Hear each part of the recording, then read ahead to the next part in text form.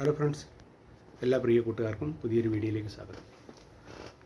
അങ്ങനെ ഇന്ത്യയും ഇംഗ്ലണ്ടും തമ്മിലുള്ള ഒന്നാം ടെസ്റ്റിൻ്റെ മൂന്നാം ദിവസം 209-3 എന്ന സ്കോറിൽ ബാറ്റിംഗ് പുനരാരംഭിച്ച ഇംഗ്ലണ്ടിന് തലേദിവസം സെഞ്ചുറി നേടി സ്റ്റാറായ ഓലി പോപ്പിനെ തുടക്കത്തിൽ തന്നെ നഷ്ടമായി. അദ്ദേഹം പിന്നീട് അതിനുശേഷം വന്ന ഹാരി ബ്രൂക്ക് മെയിനായിട്ട് ശ്രദ്ധിച്ച് കൃത്യമായി പാർട്ട്ണർഷിപ്പുകൾ ഉണ്ടാക്കി സ്കോറിംഗ് ഉയർത്താൻ ശ്രമിച്ചു. ആദ്യ ഇന്നിങ്സിൽ ഇന്ത്യക്ക് പറ്റിയ ഒരു പരാജയം എന്ന് പറയുന്നത്, ആദ്യ ഇന്നിങ്സിലെ പരാജയം എന്ന് പറയുന്നത് വാലറ്റം പെർഫോം ചെയ്യാതെ പോയതാണ്.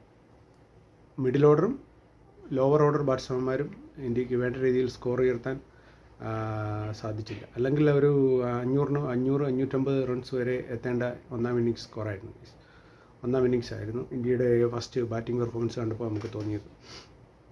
പക്ഷേ ആ തെറ്റ് ഇംഗ്ലണ്ട് തുടർന്നില്ല.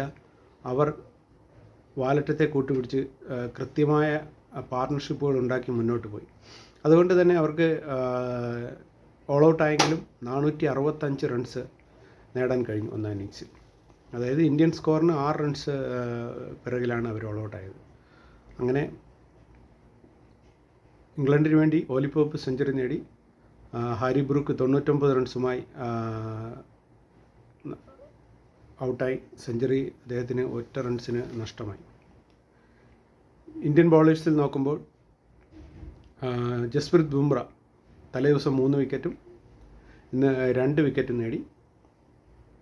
5 വിക്കറ്റാണ് അദ്ദേഹം ഈ ഇന്നിങ്സിൽ നേടിയത്. തലേദിവസം നല്ല രീതിയിൽ അടിവാങ്ങിക്കൂട്ടിയ പ്രസിദ്ധ് കൃഷ്ണ 3 വിക്കറ്റുമായി മൂന്നാം ദിവസം തിളങ്ങി. മുഹമ്മദ് സിറാജും 2 വിക്കറ്റ് നേടി. അങ്ങനെ 6 റൺസിൻ്റെ ഒന്നാം ഇന്നിങ്സ് ലീഡുമായി രണ്ടാം ഇന്നിങ്സ് ബാറ്റിങ്ങിന് ഇറങ്ങിയ ഇന്ത്യക്ക് തുടക്കത്തിൽ തന്നെ ആദ്യ ഇന്നിങ്സിലെ സെഞ്ചുറി നേടിയ ജയ്സ്വാളിനെ നഷ്ടമായി. അതിനുശേഷം ഒന്നാം ഇന്നിങ്സിൽ ഡക്കായ സായി സുദർശൻ ക്രീസിലേക്ക് വരുന്നു. അദ്ദേഹം പരമാവധി പിടിച്ചിരിക്കാൻ ശ്രമിച്ചു, എങ്കിലും 30 റൺസ് എടുത്ത് അദ്ദേഹം ഔട്ടായി. ജയ്സ്വാളിൻ്റെ ഓപ്പണിംഗ് പാർട്ണറായ KL രാഹുൽ നല്ല രീതിയിൽ പ്രതിരോധിച്ച് തന്നെ കളിച്ചു. നല്ല രീതിയിൽ പിടിച്ചിരുന്നു അദ്ദേഹം. ഹാഫ് സെഞ്ചുറിക്ക് വെറും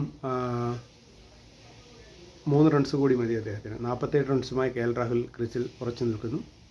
അദ്ദേഹത്തിന് കൂട്ടായി സായി സുദർശൻ്റെ വിക്കറ്റിന് ശേഷം ക്യാപ്റ്റൻ ശുഭ്മാൻ ഗിൽ ചേർന്നിട്ടുണ്ട്. മൂന്നാമത്തെ ദിവസത്തെ കളി അവസാനിപ്പിക്കുമ്പോൾ 90 റൺസിന് 2 വിക്കറ്റുമായി ഇന്ത്യ കളി നിർത്തിയത്. 96 റൺസാണ് ഇന്ത്യക്ക് ഇതുവരെ ലീഡ് നേടാൻ കഴിഞ്ഞത്. ക്യാപ്റ്റൻ ശുഭ്മാൻ ഗിൽ 6 റൺസുമായും KL രാഹുൽ 47 റൺസുമായി ക്രീസിൽ നിൽപ്പുണ്ട്. 4ാം ദിവസം ഇന്ത്യക്ക് എത്രത്തോളം ബാറ്റിങ്ങിൽ പിടിച്ചു നിൽക്കാൻ പറ്റും എന്നതിനെ ആശ്രയിച്ചിരിക്കും ഈ കളിയുടെ ഗതി എന്താണെന്നുള്ളത് നമുക്ക്. അപ്പോൾ 4ാം ദിവസത്തെ കളി കഴിയുമ്പോൾ, അതായത് 4ാം ദിവസത്തെ കളി അവസാനിപ്പിക്കുമ്പോൾ നമുക്ക് അറിയാൻ പറ്റും കളിയുടെ ഗതി എങ്ങോട്ടാണെന്നൊക്കെ കൃത്യമായിട്ട് പറയാൻ കഴിയുമെന്ന് തന്നെയാണ് വിചാരിക്കുന്നത്. ഒന്നുകിൽ ഒരു സമനിലയിലേക്ക് പോകുമോ അതോ ഏതെങ്കിലും ഒരു ടീം വിജയിക്കുമോ എന്ന് നാളത്തെ കളി കഴിയുമ്പോൾ നമുക്ക് ഏകദേശം ഒരു ഐഡിയ കിട്ടും ഫ്രണ്ട്സ്. എന്തായാലും നമുക്ക് കാത്തിരുന്ന് തന്നെ കാണേണ്ടി വരും guys. Thank you so much. അപ്പോൾ പുതിയൊരു വീഡിയോ ആയിട്ട് നാളെ കാണാം. ബായ് കൂട്ടുകാരെ.